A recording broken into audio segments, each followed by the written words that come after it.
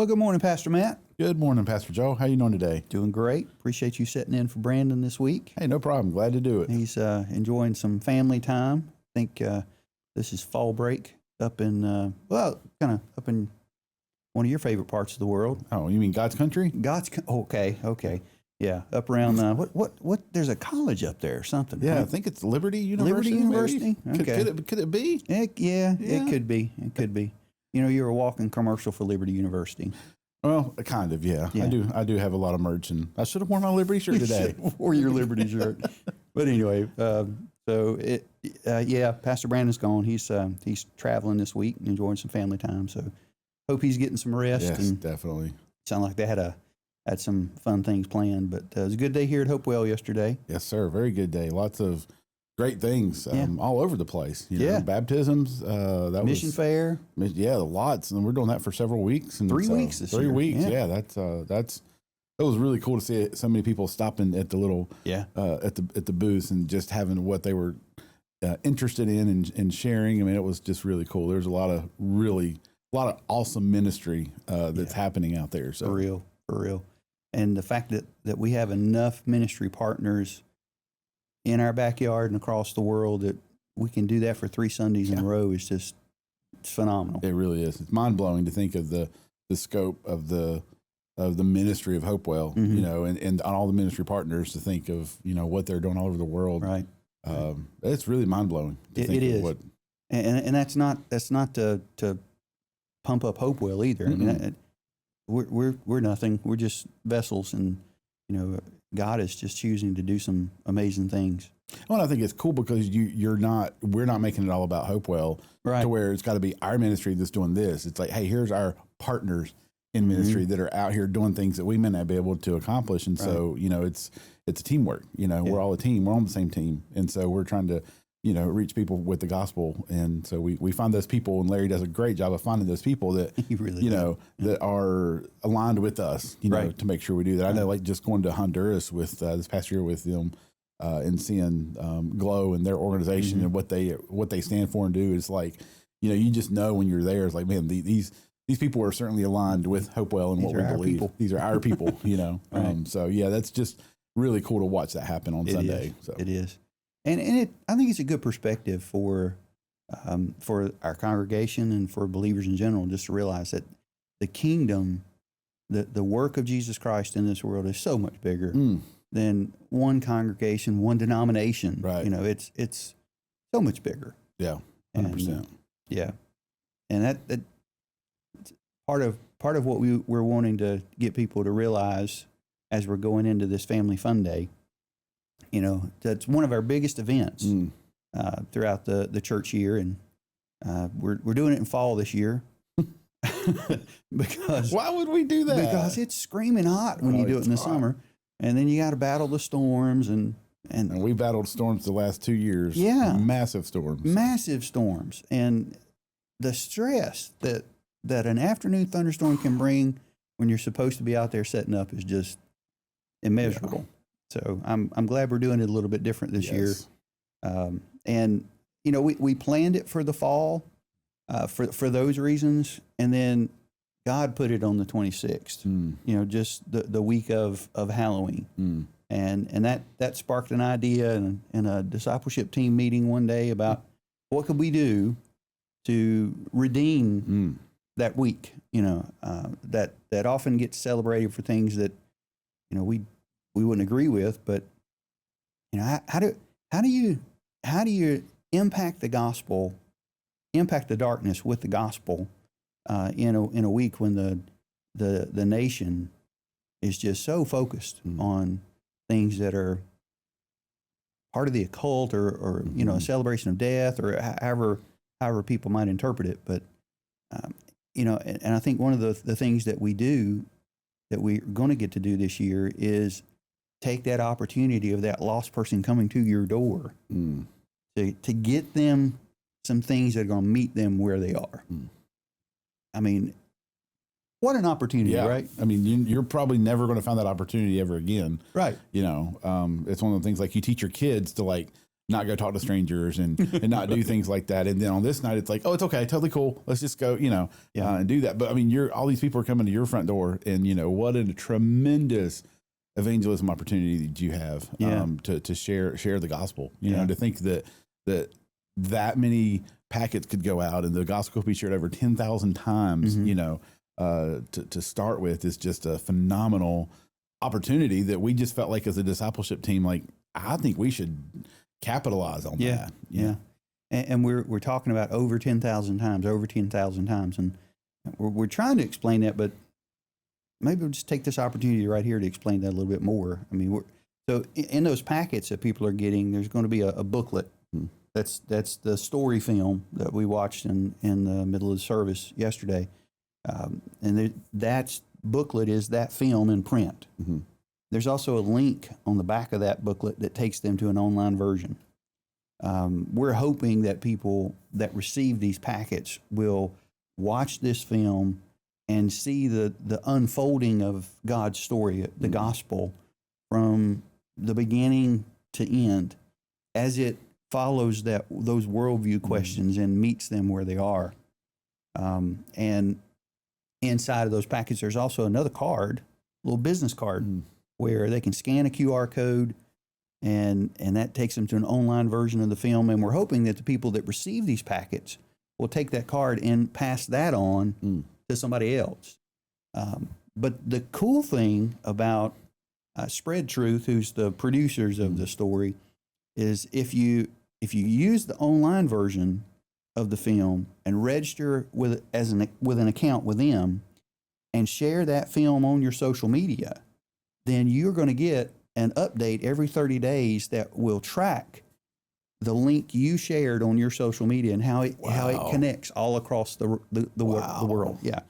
And so it's not unusual that when my report will come in once a month, there's somebody in Germany that's clicked the button that says, I'd like to know more about receiving Christ. Somebody in Zambia. I mean, it's crazy. Word. That is phenomenal. So people that will never have the chance to meet this side of heaven by redeeming social media for a good purpose. Sure. I mean, they hear the gospel. Yeah. In a very, very clear way. It's amazing. And the video is so well done. Like it's very clear. It's concise. It's the right length. It's engaging, and I think it's really getting where people are asking a lot of the important questions that they're asking in this time. And I think that's such a powerful way to get the gospel out. Yeah, because as we mentioned yesterday, I mean, even right here at Hopewell, during adventure camp, and we got a little girl. I think she was from Mint Hill. I mean, no functional knowledge of who Jesus is. That's just mind blowing. I know I'm getting older, but wow, that is just mind blowing. Yeah, and I think that's becoming not more and more prevalent, but just that's out there. And I think we're starting to see more of it. But the fact that we're seeing more of it, I think, could be a good thing, because that means we're getting to be able to tell people about Jesus. Like we told the little girl, we told her who he was and what he was all about. Exactly. And the whole entire week, she got to understand who the real Jesus was, and to walk away with the understanding of who that is. So that was a seed that was planted. So I think there's a lot of seeds getting planted because the need is so great. But I think in that same vein, where you have people that are moving to our area, growing up in our area, that don't have that sort of Bible Belt culture, you got to start presenting the gospel at a much different place. Because like you said, if they don't know who Jesus is, you can't start with John 3:16. Right. You gotta back up. And the story film, I think, does that in a really amazing way. To pack all that into 6 minutes, that's a lot. That's a lot. But, it's a lot, but it's so well done. It is so well done. It is.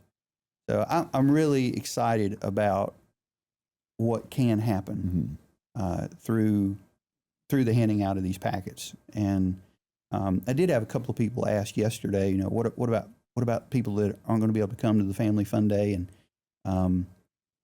can we hand those packets out after service? And my initial answer to that was, well, probably not, because we don't want to interfere with the mission fair that's happening.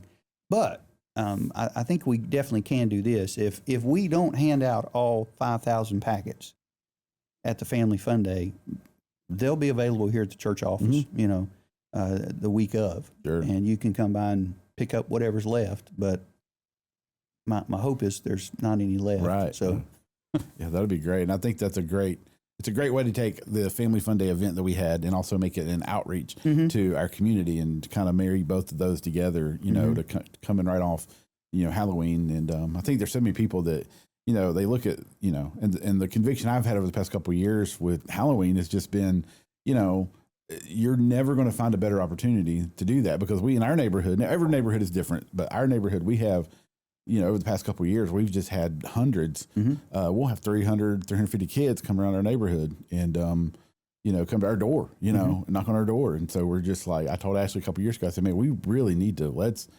focus on making as much of a Christ-centered place for people to come. So we've handed out tracts before. We'll set up a little area on our front porch and we'll have some Christian music blaring and going and jamming and having up. So when they come up, they know this is, we don't have all the scary, what'd you say, 20-foot skeleton yesterday? Like there's nothing like that jumping out of their bushes or anything, because, that's not the goal. But the goal is just to, be light, just share Jesus with these people and love on them. And I think that's such a cool way to do that. And so I think I love the fact that we're kind of putting both of those together. Right. Just been a good, it's going to be a great atmosphere on Sunday. So. But then to put that together, I think it's going to be just cool to sit back and watch God work through that. I had a young family ask yesterday what they should do, because, they've got young kids, they're in a neighborhood, and they wanted to go out and do trick-or-treating. And, how could they participate? And if this is a good idea, then I'm giving total credit to the Holy Spirit for it. It's definitely not my idea. But in the moment, I was just like, you need to do reverse trick-or-treating. So take some of the packets with you. And maybe you don't have to add candy to them, but you can go to the door, go trick-or-treating, get some candy, and then hand them something. Right. Hand those. I say thank you for allowing us, for giving kids some candy to our kids, and we just want to bless you with this, with this opportunity and this packet, and just say thank you. Wow, what a great opportunity. Yeah, and there's there is some follow-up information in there if they want to get connected with Hopewell. There's plenty of information that will let them know how to do that, but this is not about Hopewell. Right. This is about the gospel. Now, we wanted to provide a way for them to, if they watch the movie and they come to Christ, they need a church. And so here we are. Sure. We want to help out. But and I love the way that the Lord has orchestrated all of this to where the timing of so many things has come together. We're in the middle of Foundations. Pastor Brandon's preaching through Colossians, and these worldview questions just keep coming up. And even with the assassination of Charlie Kirk, that's one of the things. He was about worldview, and it was he was worldview that leads to the gospel. And so I thought yesterday was a good opportunity just to put all that together in one view and think about the future glory that's coming. I thought you did a great job, and I thought it was so cool because a lot of our, from the student perspective, and just adults too, but going through those 5 main points, the 4 questions and going through that. And now we're kind of shifted a little bit, and now we're looking at all the cultural topics that we're dealing with, and then so I think yesterday was just what a great reminder to look at those 4 questions, and to know that there is a future glory coming. Just, and I think so many times you get bogged down in your circumstances, you just focus on that and you don't realize that, hey, maybe there's something in the middle of these circumstances that is for me to learn and grow from and teach from, but even if there's not, still keep your eyes focused on Jesus and what's coming and what's ahead of us. And I think that was, so many great little nuggets yesterday. I know in my notes, I was just writing some stuff down. There were so many little just great nuggets that you brought out that were so good.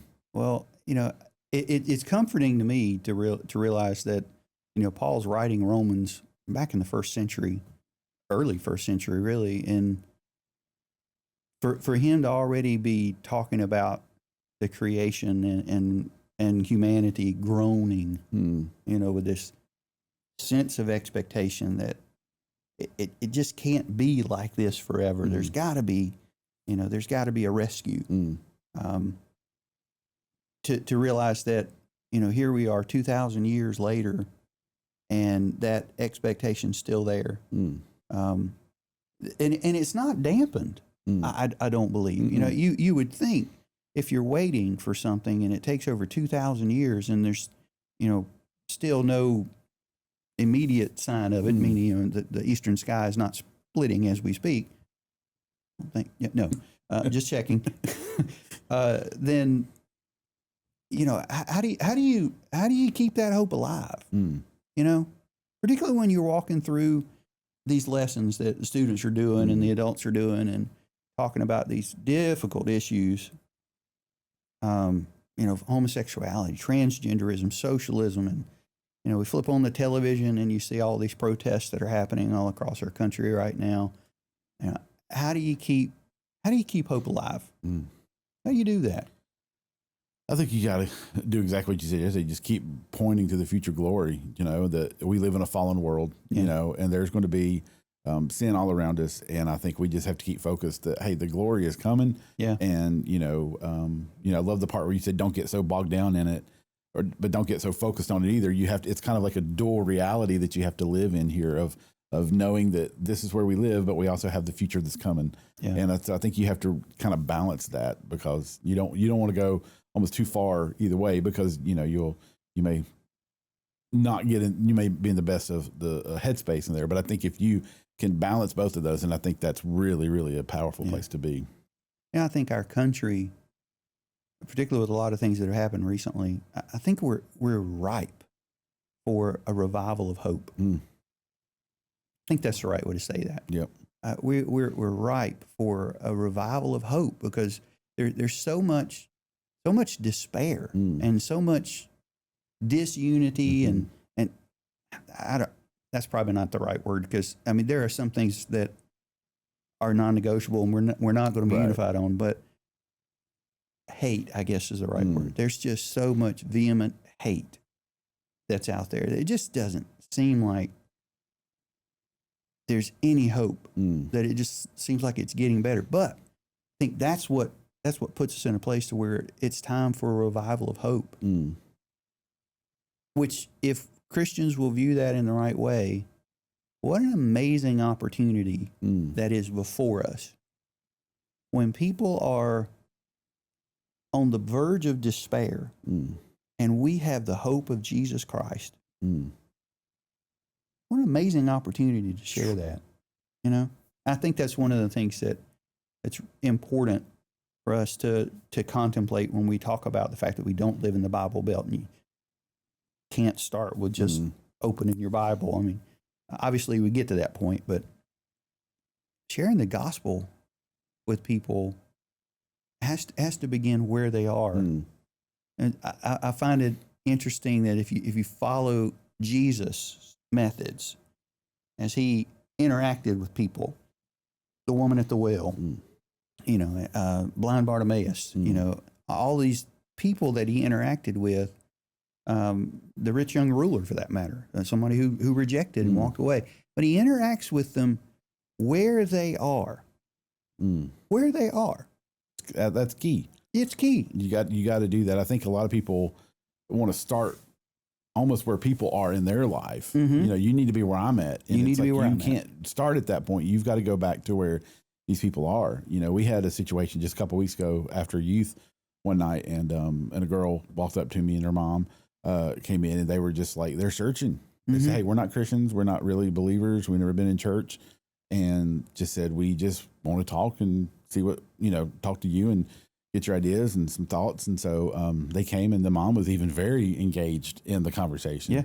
And so, I was like, well, so we started talking about some different things and different religions they're looking at. And I said, here's one of the things I want you to really focus on. I said, and think through this. Every religion that you've studied is man's attempt to get to God.